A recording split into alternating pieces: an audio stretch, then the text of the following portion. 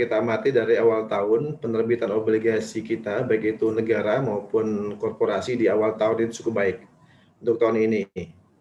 Memasuki bulan Februari, Maret kemarin memang kita dan bahkan dunia ini dilanda virus COVID-19 yang akhirnya cukup memporak-porandakan ekonomi banyak negara, termasuk di Indonesia sendiri.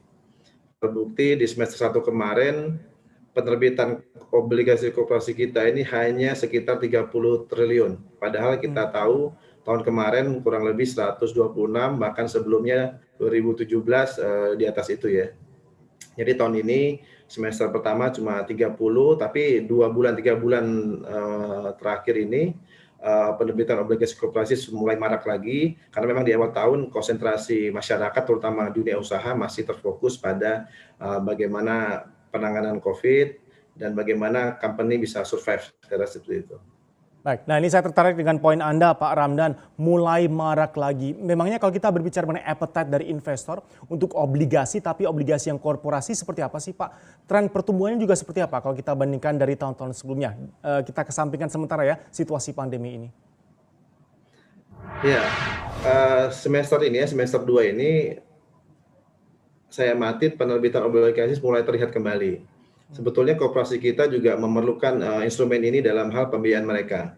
Yang pertama memang sebagian untuk refinancing, kemudian juga untuk ekspansi usaha. Cuma semester kemarin banyak yang tertunda karena untuk ekspansi pastinya mereka akan berpikir ulang. Mereka industri terutama yang terdampak maupun yang tidak terdampak pasti berpikir ulang bagaimana menerbitkan hutang, memberikan obligasi dengan rate yang waktu itu cukup tertekan, dan arti juga yield kita tinggi dan risiko di pasar semakin tinggi. Otomatis investor juga sangat hati-hati masuk ke pasar kemarin. Jadi kondisi ini akhirnya menghambat perkembangan dari pertumbuhan obligasi koperasi di kita, baik dari sisi penerbit sebagai issuer maupun sebagai investor yang memang sebetulnya likuiditas di pasar kita masih cukup baik.